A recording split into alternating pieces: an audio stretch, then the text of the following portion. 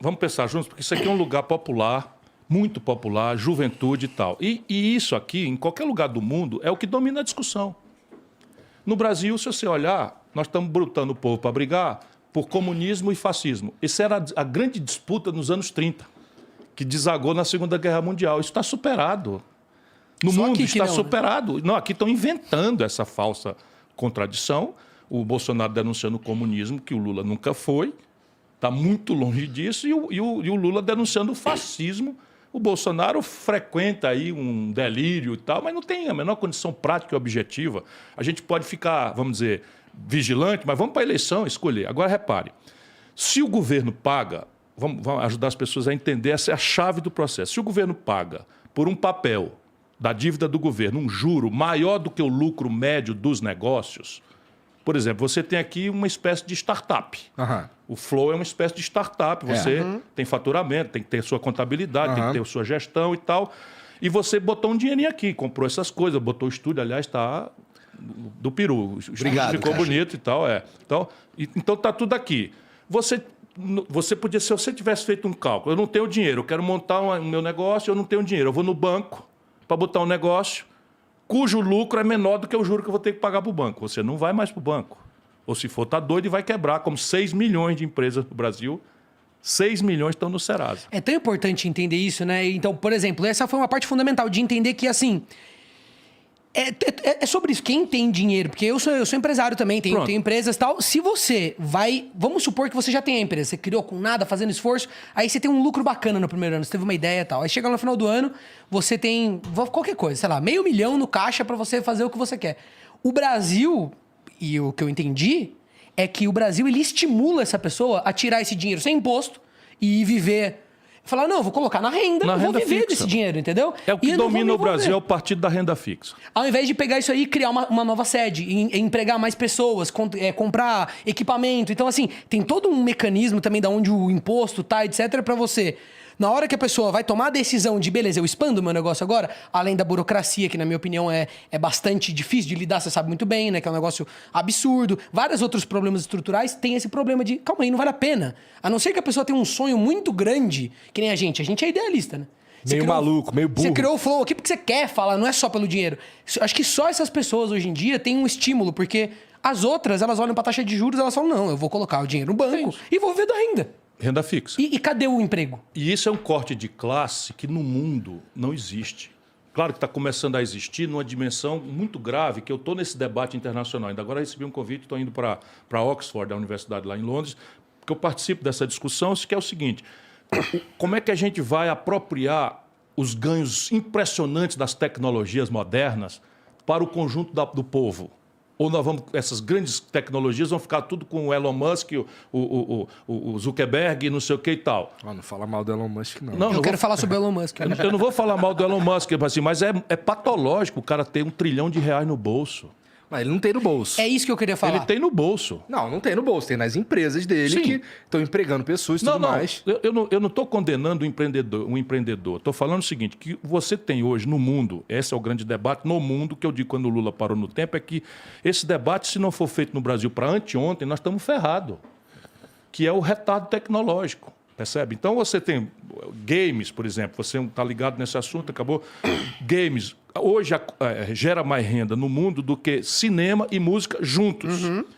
E o Brasil, fora, completamente. Hoje, se você Só não estamos fora da música, porque do cinema e dos games a gente está, né? Isso.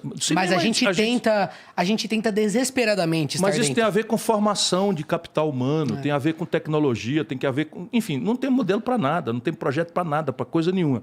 Mas essa disfunção do juro é, vamos dizer, o resumo do problema, e eu tenho pedido a Deus para iluminar a minha palavra, como é que eu acho metáforas para as pessoas entenderem. Câmbio. Quer dizer, câmbio... Ora, o povão está nos ouvindo aqui, eu quero saber de câmbio. Na hora do Jornal Nacional dizer que a taxa de câmbio bateu em 4,80 hoje, eu vou no banheiro fazer xixi, porque aquele assunto não me interessa, eu não estou comprando câmbio. Aí é que mora o perigo, né? Tá de verdade, muito no pão, no arroz. Tá no pão, tá no arroz, tá no remédio, tá no celular, tá no meio de diagnóstico médico, tá em tudo. E aí eles descobriram essa maravilha de manipular a taxa de câmbio em períodos de véspera de eleição para falsear um barateamento das coisas para ganhar a eleição. Foi o que o Lula fez. O Lula arrebentou o país criando esse conforto nacional consumista. Foi o Lula ou foi a Dilma no segundo mandato? O Lula expandiu o consumo e criou um passivo externo monstruoso que fechou a conta miraculosamente porque os preços dos produtos brasileiros lá fora estavam bombando. Foi uma aposta que deu certo. Para ele, sim. Mas se a gente imaginar... O Brasil deu certo, não deu durante o período dele? Sim, mas é a mesma gente. É o mesmo partido, o mesmo ministro, a mesma pessoa. Ele dando as cartas e tal. Quebraram o país. Que é como se tu agora fosse o seguinte, eu vou começar a gastar por conta, esqueço minha dívida, vou começar a gastar por conta, e pelas tantas, tu perde a renda. Que é o que aconteceu. O Lula pegou o crédito eu estou falando números para a gente discutir. 15% do PIB era o crédito no Brasil. O Lula expandiu para 55% do PIB. Que maravilha, todo mundo foi ao crediário. Aí é foda, porque alguém precisa pagar isso daí. Aí o que aconteceu? As pessoas perderam o emprego, perderam a renda. Serasa, SPC, 65 milhões de pessoas. O Lula pegou 43 bilhões de reais dos cofres do governo, dinheiro seu, meu, de todo mundo. 43 bilhões de reais meteu no bolso dos conglomerados de educação privada do Brasil. São os maiores do mundo. Meteu no bolso dos caras e deixou no meio um estudante endividado, fiéis. Se gaba. Abrir vaga. Mas o ProUni foi legal. O ProUni também é dinheiro público. É dinheiro público. Fiscal. Mas quem... Por exemplo, eu me formei no ProUni. Não faz mal. Eu estou só lhe dizendo o seguinte, que não existe almoço de graça. Com certeza. Então é o seguinte, o que é que você se formou no ProUni? ProUni é uma boa iniciativa, mas o que era? A universidade é uma empresa que ganha dinheiro, que tem lucros astronômicos, boa parte delas, e deve impostos ao governo. Deve FGTS, deve não sei o que e tal. O que é que o Lula fez? Entregou os impostos que deviam ter ido para os cofres públicos para eles em troca de bolsa. Resultado, explodiu no Brasil a Arapuca privada e EAD, esses tudo bem. Um camarada, você acabou de dizer, não, eu me formei com o ProUni. Legal para você. Agora, e o dinheiro que tiraram da saúde pública? Mas o dinheiro do ProUni, ele vem de... De renúncia fiscal. De renúncia fiscal. Mas assim, para mim, parece... Analisando de um jeito burro e leigo, parece ser um jeito rápido de colocar o brasileiro na faculdade sem precisar construir novas universidades. Perfeitamente. Agora, a questão básica é, isso se sustenta? Isso é uma pergunta que precisa ser feita mesmo. Não, mas então, qual é a característica? Poderia usar na educação de base também, porque acho que foi uma coisa também... Qual é a característica? Eu não sou contra, eu estou fazendo uma análise de um modelo que criou uma falsa sensação de conforto, que é essa memória afetiva, e que cobrou depois um preço muito amargo. O país quebrou, a conta veio. Então, a expansão do crédito virou inadimplência das empresas e das famílias. 77,8 de cada 100 famílias brasileiras, estatística permite você fazer 0,8 famílias, mas assim, 77 de cada 100 famílias estão endividadas com recorde de endividamento. Ciro, e esse consumo, na época, conseguiu ser convertido, por exemplo, para um aquecimento da nossa indústria? Não, tudo importado. Destruíram a indústria brasileira manipulando a taxa de câmbio. Porque se aumentou o consumo, porque você falou assim, essa foi uma época boa. Então, acho que depende da análise. Sim, acho que essas famílias que eram pobres, que tiveram um aumento, né, do poder de compra, isso com certeza impactou positivamente a vida delas e tiveram acesso que nunca tiveram. Sim. Mas, ao mesmo tempo, a desindustrialização corroeu o emprego deles. Então, na hora que essa onda passou, essas pessoas ficaram... E aí veio um monte de tentativas de tentar... E dava pra gente manter tudo isso daí e fomentar a indústria brasileira ao mesmo tempo? Essa é a base da minha ideia, da proposta. Eu tô relativamente familiarizado com a tua ideia. Veja, então vamos pegar o exemplo prático. Em 1980, do ponto de vista do tempo histórico, eu estou falando de ontem, tá? Em 1980, 1/3 da riqueza do Brasil era produzido nas indústrias. Por que isso é importante? Porque a indústria paga os melhores salários, recolhe o maior volume de impostos para financiar boas políticas de segurança, de educação, de saúde, isso não é mentira, você dizer que vai fazer isso sem dizer de onde vem o dinheiro, e agrega valor na exportação para o estrangeiro, traz dólares para o país para pagar a conta daquilo que a gente não sabe fazer aqui dentro. Então, indústria é fundamental e a economia moderna do conhecimento, a economia digital, na verdade são serviços ultra sofisticados baseados na indústria. Então, sem essa indústria também você não dá o passo seguinte, que é a economia do conhecimento, do mundo digital, etc, etc. Você não dá esse passo se não tiver a base industrial aqui. Então, em 1980, 1/3 da riqueza do Brasil era industrial. Hoje, caiu para 9%. Porra! Na data, em 1980, presta atenção, irmão, para você ver... Porque um país é uma coisa Para se administrar... Mas, assim, você falou que agora a gente caiu para 9%. 9%. Nós destruímos. A maior destruição. Tem um professor... Foi uma destruição da ou foram indústria outras brasileira. coisas que começaram a dar mais dinheiro? Não, a destruição. Eu vou te dar números para a gente espancar a insônia aí da turma. Tá. Então, veja.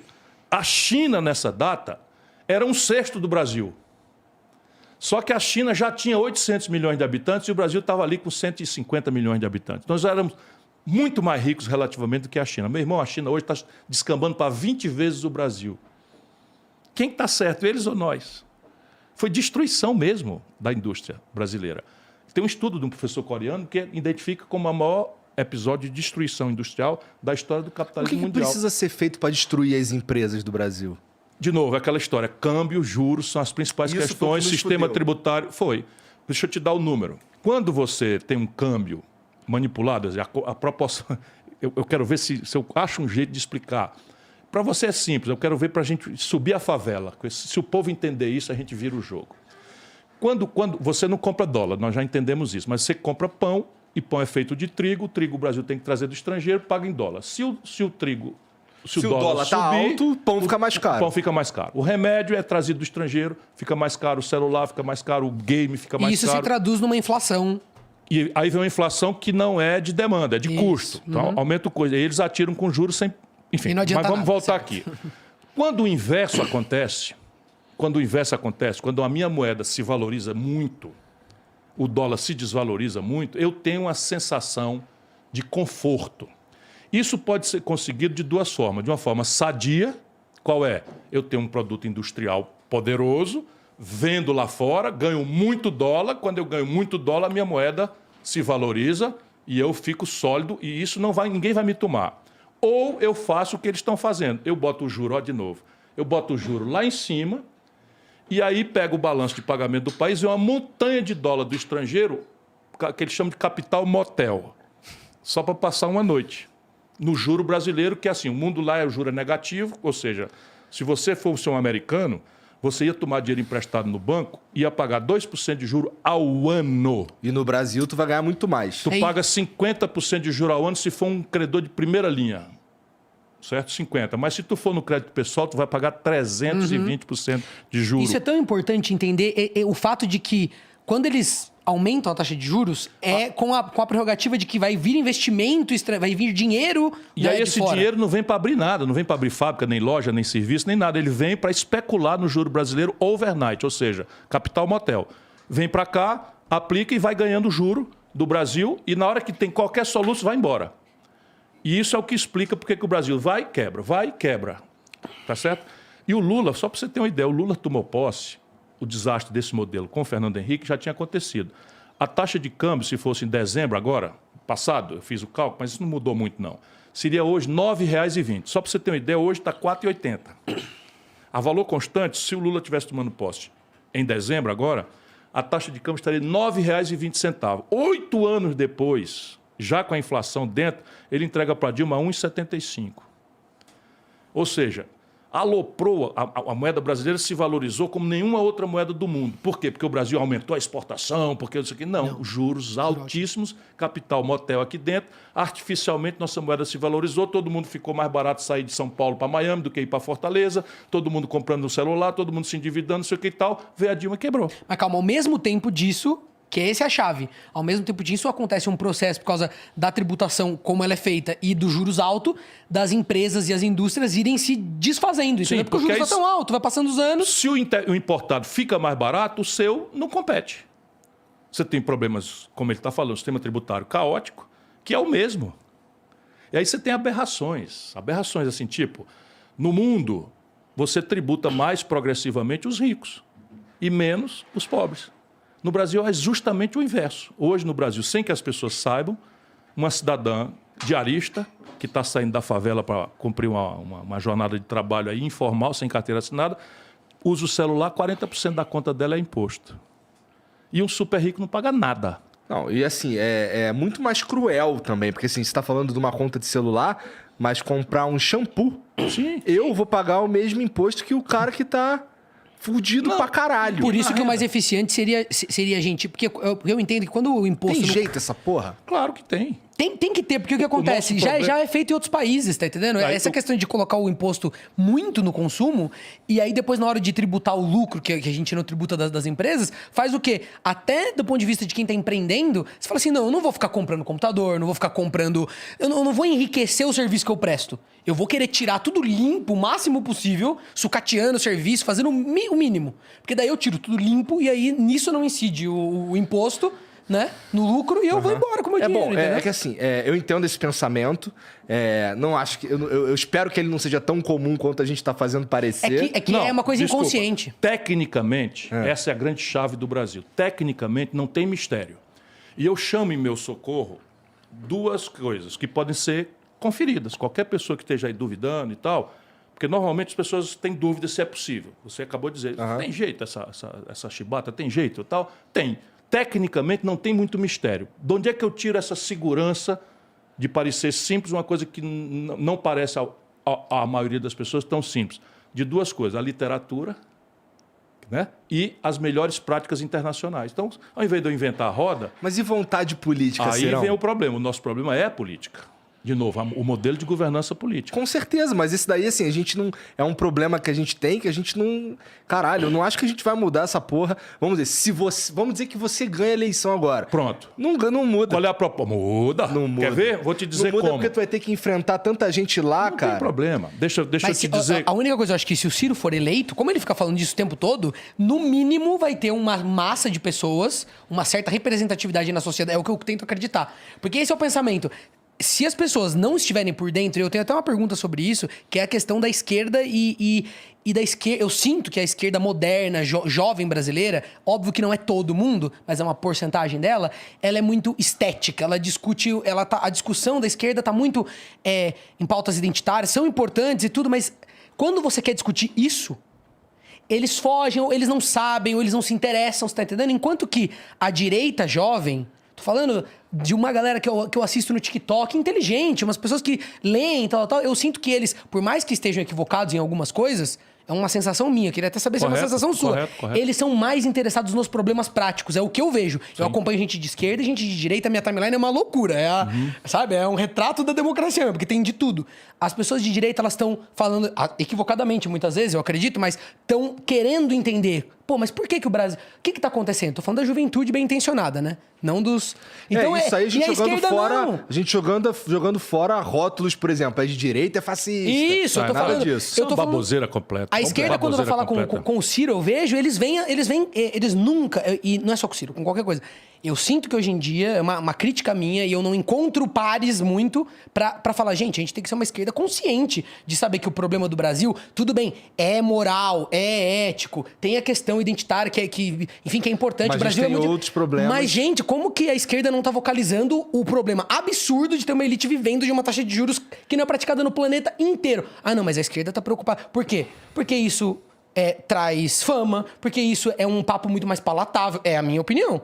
Eu acho que isso atrai muito mais o público. Você tem lá uma base de jovens, você vai ficar explicando taxa de juros para o seu público? Não, você vai falar do que o público jovem vê nos filmes, vê representado, sabe, na cultura. Mas isso, Rolandinho, nós não devemos sofrer mais do que já estamos. Embora eu queira voltar na ideia de que é possível, tá certo? Mudar, e eu tenho uma proposta objetiva, como todas as minhas, para ser criticada, julgada, mas, enfim.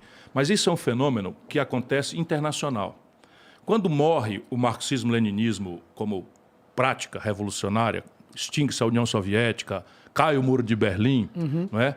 Você tem uma desmoralização daquele manual do revolucionário, que bastava você aprender ali 4 slogans e você tinha uma segurança religiosa. Eu sou dessa geração. Eu era crítico, mas para ser crítico eu tinha que estudar. Eu tinha que ler Karl Marx, eu tinha que entender aquela porra difícil pra cacete, que é um livro difícil de entender e perguntar aos professores, para ser crítico. Porque era uma geração que era induzida a aprofundar se tivesse interesse no apetite da militância. Hoje os caras não concordam, não lê e foda-se. E foda-se e acabou, e pronto. Não tem gente que diz que a Terra é plana e acabou. Pronto. Esses são os tempos. Mas é o terraplanismo econômico. Mas eu só quero dizer o seguinte, então no mundo o que acontece? Cai isso e simultaneamente emerge no Oriente um produto industrial altamente tecnológico, também que era monopólio do Ocidente, do Atlântico Norte, Estados Unidos e Europa Ocidental. Só que esse produto europeu, vinha onerado, porque ali era o teatro da Guerra Fria. Ali é que as ogivas nucleares estavam apontadas. Então está aí essa porcaria acontecendo de novo, que a Europa não aprende nunca. Estava ali. Então eles desenvolveram uma espécie de sincretismo entre o socialismo e o liberalismo, o capitalismo, que é a social-democracia, o welfare state. Para que esse welfare, o estado de bem-estar social, oferecesse equidade, que era o grande apelo ideal do socialismo, era, conciliando com a iniciativa privada, era preciso financiar isso. E esse financiamento ficou muito caro. Quando eles não tinham competição pelo imperialismo, agora estava revendo um filme da colonização inglesa, ou da colonização francesa na África, ou da colonização alemã, italiana, até muito pouco tempo. Então eles supriam com isso. Quando acabou o imperialismo, né, pelo menos explícito, e emerge um produto oriental desonerado dessa cunha fiscal, nasce o neoliberalismo. Isso é tudo problema deles, não tem nada a ver conosco aqui dentro. Só que a esquerda brasileira, lê-se PT, tem um chefe que não lê, não estuda, não gosta de quem lê, nem gosta de quem estuda. Ele acha isso uma coisa deplorável. A visão de mundo do Lula é a apologia da ignorância. Isso é uma tragédia. E aí fica todo o pensamento acadêmico, os cientistas, os jovens, os intelectuais, etc., os artistas, todos replicando pelo ideário simbólico de um operário que veio retirante do sul, do Nordeste e tal. E o mundo foi mudando de forma sofisticada e a gente imitando, no melhor hipótese, isso que você está falando. De onde é que nasce isso? É da esquerda do Partido Democrata norte-americano, que não podem discutir mudanças estruturais no modelo, não é? E então tem que dar um ideário para quem tem espírito de solidariedade com os mais fracos, os desvalidos. Então vem toda essa agenda identitária. Copiaram com casca e tudo, e aqui dentro colidiram com a moral popular de uma forma chocante. Ou seja, não existiria o Bolsonaro se não fosse esse grosseiro equívoco que está se repetindo. O Bolsonaro, se fosse julgado como um presidente, a inflação explodiu na mesa do pobre. Você não tem ideia, um quilo de carne de segunda está chegando perto de R$50. Ou se eu tenho ideia. Tem ideia, pô. Pois é, percebe? A população, 38 de cada 100 trabalhadores brasileiros estão ganhando menos do que o salário mínimo. E o salário mínimo brasileiro só perde em valor de compra para o da Venezuela. E a cesta básica em 1.100... Comendo o salário mínimo quase todo, percebe? Então, é um desespero e esse ideário, essa discussão maluca não diz nada para o povo, nada. Para a pessoa que está com, não, né, que está ali faltando arroz, faltando carne. Negócio de sistema de impostos. O cara que circula em São Paulo de helicóptero, de jatinho, ou desce para a Baixada Santista para pegar um iate, uma lancha, não paga nem um puto de PVA, porra. E o cara que está ralando aí com a motocicleta paga 4%. Percebe? Aí dizem, vamos voltar, como é que resolve essa parada na política? Eu tenho pensado muito que vai que, né? E eu acredito que vai acontecer. Esse negócio, a bagaça cai na minha mão. Né? Eu estou na área. O único fio desencapado sou eu. Não tenho rabo de palha. E, enfim, tenho uma experiência muito acumulada, sabe? 40 anos de vida pública. Não há um filme desse que eu não já tenha visto. Conheço essa gente toda, sabe? Ajudei a fazer o real. Sei como é que começou essa coisa de juros. Sei tudo, enfim. E sou respeitado até por quem não gosta de mim, porque me comporto. Então, repare, qual é a minha ideia? A minha ideia é o seguinte. Primeiro, Rolandinho já destacou. Tentar fazer da eleição não um jogo de personalidade. Chico, Maria, Manel. Ora, todo político é, sabe? Mas não é isso a eleição brasileira? Mas tá errado. Mas é isso. Porque, tá errado. Eu vi hoje que eu vi... Já pode concluir, Ciro. Não. Só um minuto. Eu vi hoje que tem uma prévia do plano de governo do Lula. Sim. Sabe? Então, assim, porque quando eu conversei com a Jandira Fegali, eu falei com ela, cara, eu não sei o que o Lula pretende fazer. Eu não sei qual que é o plano de Brasil do Bolsonaro. Eu juro pra você que nem ele sabe, Lula. Nem ele sabe. Hoje acabou de sair um papel... Foi hoje mesmo, né? Que ele bota na boca dos assessores para não se comprometer com nada e diz para cada auditório o que esse auditório quer ouvir. Então, por exemplo, ele diz que nós todos temos... Sim, porra, mas isso é o estelionato. Isso aí sabe o que é? É o aprofundamento da crise. Deixa eu te dar aqui a crise brasileira. Mas como é que ganha disso, isso né? Que eu vou fazer. Com artifícios tão... Primeiro vamos fazer um consenso de que isso não pode dar certo. Vou fazer aqui do ponto de vista prático não vai dar certo. Eu estou falando não é para o futuro, não. Dá para a gente olhar para trás. Veja, o Brasil se redemocratizou e teve as primeiras eleições em 89. O Collor governou com essa gente e foi cassado.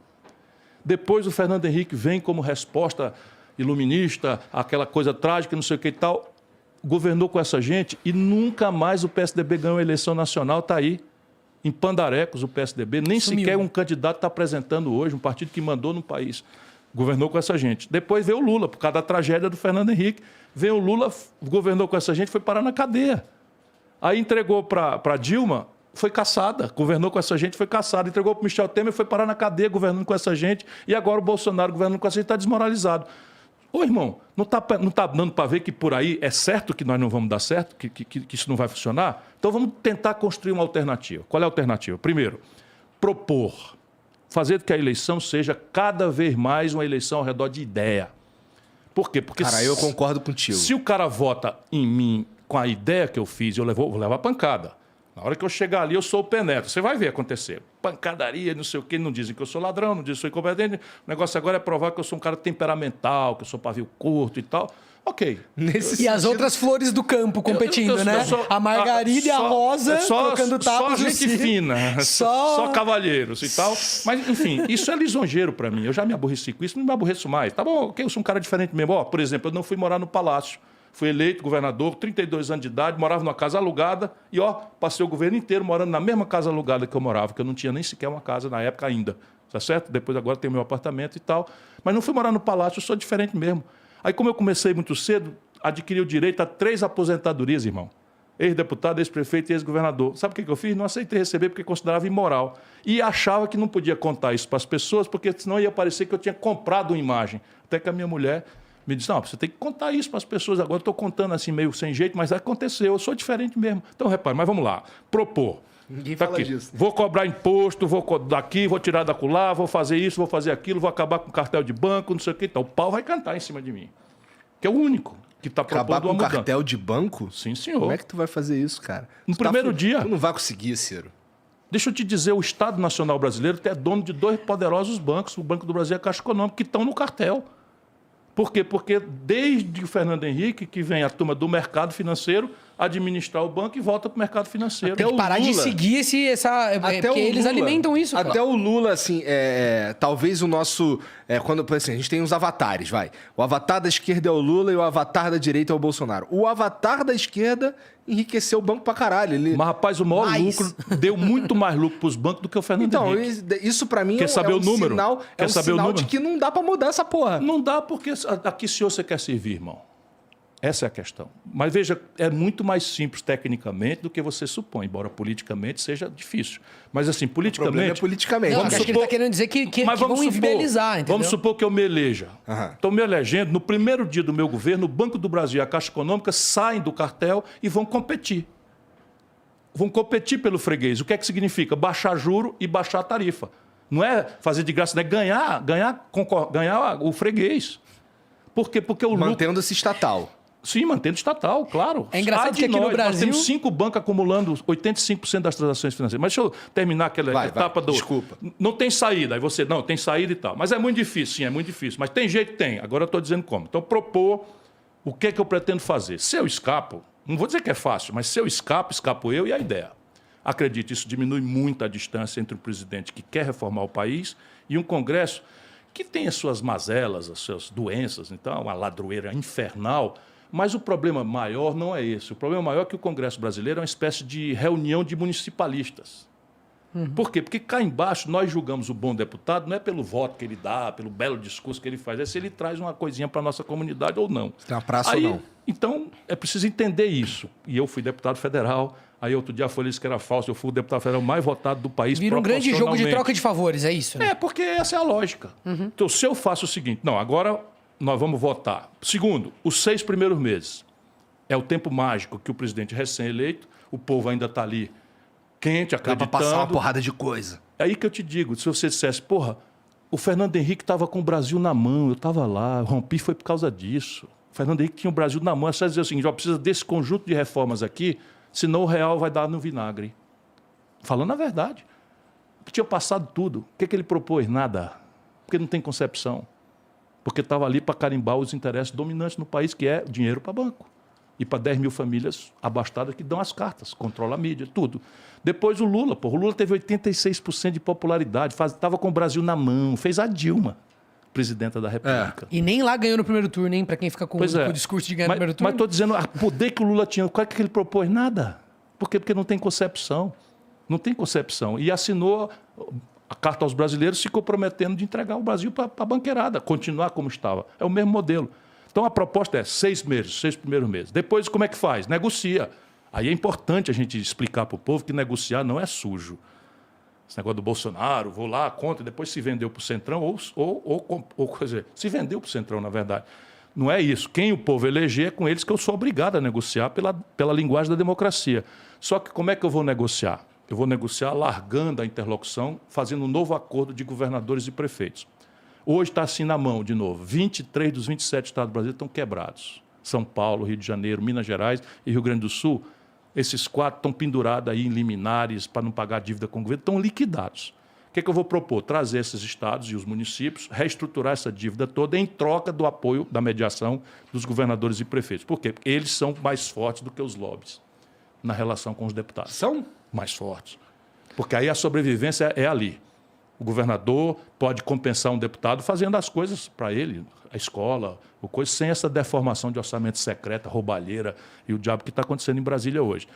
Aí, por fim, chave de tudo, o que persistir de impasse, chamar o povo para votar diretamente. Eu sou muito a favor disso. Plebiscitos e referendos. Pois bem, só eu proponho isso e eu não estou inventando, está escrito na Constituição brasileira. Só que isso tira o poder da elite de corromper os políticos, que eles denunciam corrupção, mas adoram a corrupção.